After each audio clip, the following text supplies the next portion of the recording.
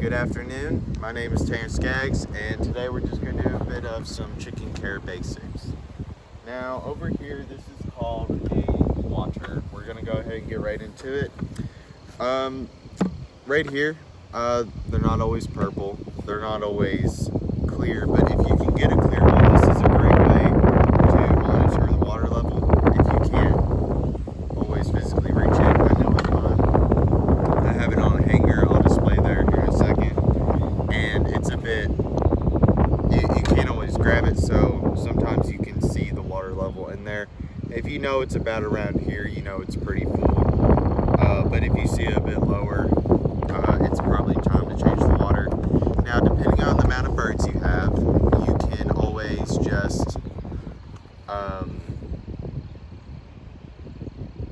you can always just decide how often you need to change this water. So for my birds, I have 5 right now. Sorry for the wind. I have 5 right now, and they will go through this in about 2 days. But daily water changes is good in case it ever gets a bit dirty or weather just messes around a little too much. Now over here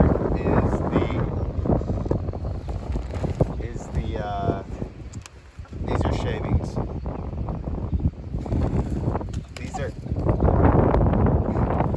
These are shavings. You use these in the nesting boxes. I'll display that a bit later. Come a little closer.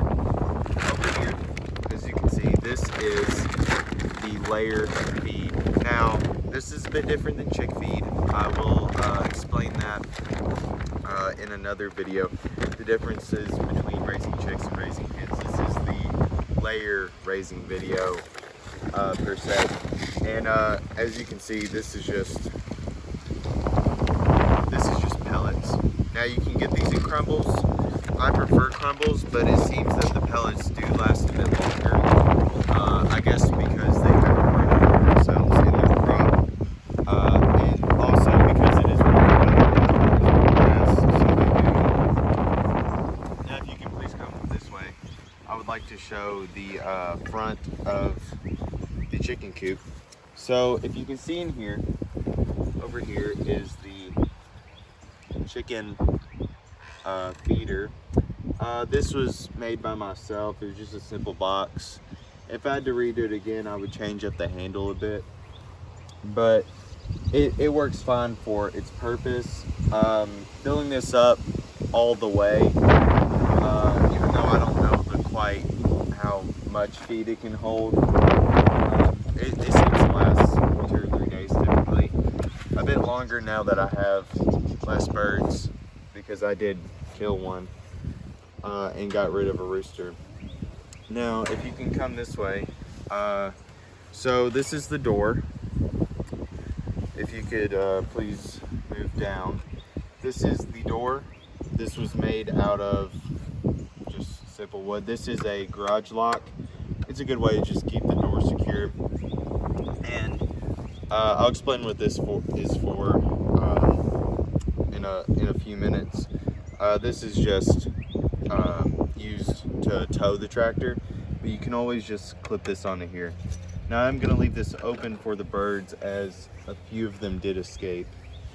But yeah, so if you notice here, there is a old tie for a leash, and I just have this going up here on some hooks, and it's adjustable so that I can raise or lower the water. But where it's at right now, it gets some of that slack out of the line and hangs right at a good height for the birds.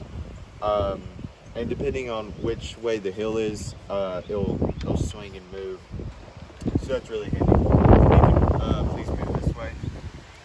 So along this cage, you'll notice it is a triangle, but the reason this is because it's actually a chicken tractor, not your traditional chicken coop.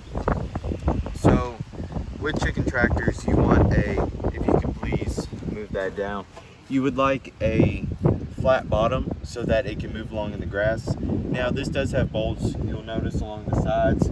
There's some bolts in the back for the wheels, some bolts in here for the cable to attach on.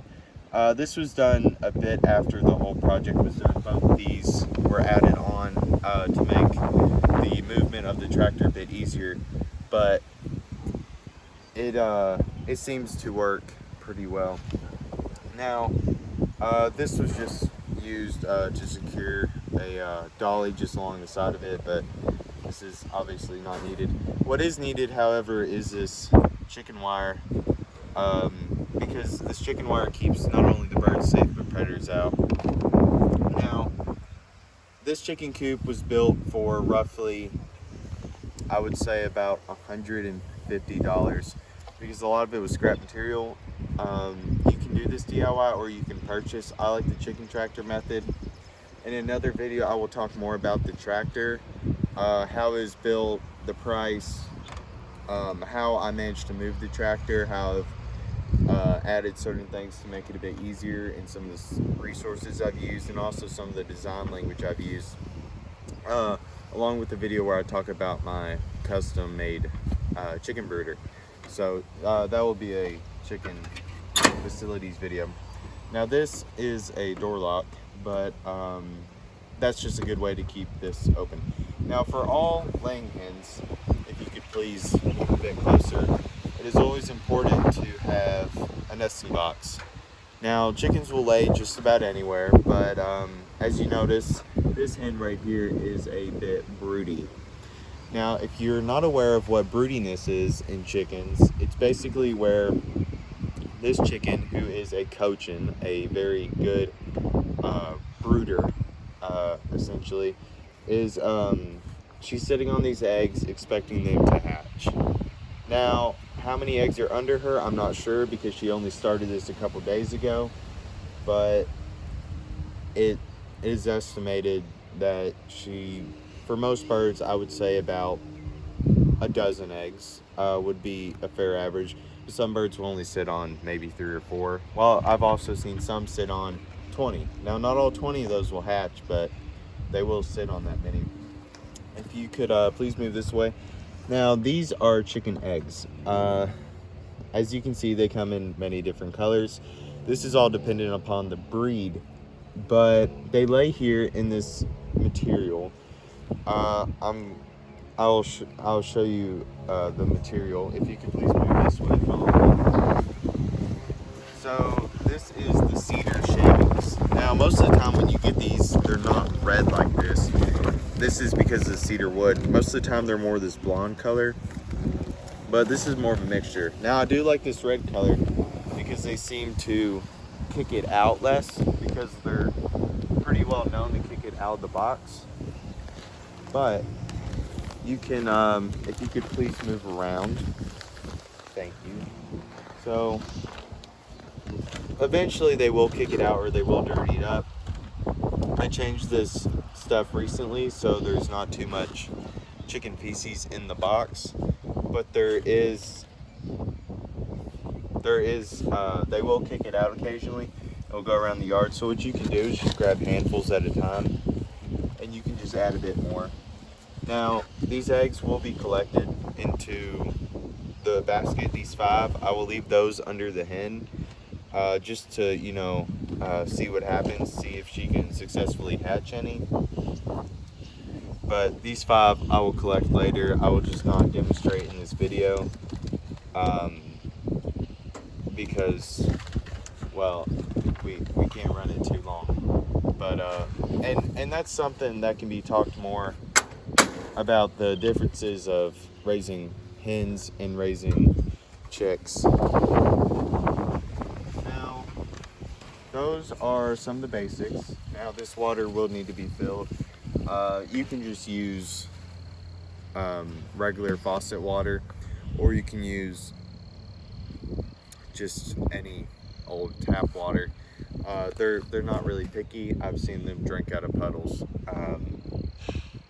But yes, these are the basics of just raising chickens. Feed is important. Fresh grass is important. If you're not able to build a chicken tractor quite like this and move it every few days, then free ranging is very good. If we could get a shot of the birds free ranging. I don't know where they escaped to. As you can see, this is what free ranging looks like in chickens. Now, these 4 birds are very adventurous, unlike that broody hen back there, but basically this grass is a big part of their diet, so it's very important to give them some sort of rotation of grass in your yard or field, just so that they can have something to eat besides their feed and also gain some nutrients. They're not only eating the grass, but also the insects and other organisms found in that grass. So yeah, that is all. I'm gonna go try to put these guys up, and just thank you for your time.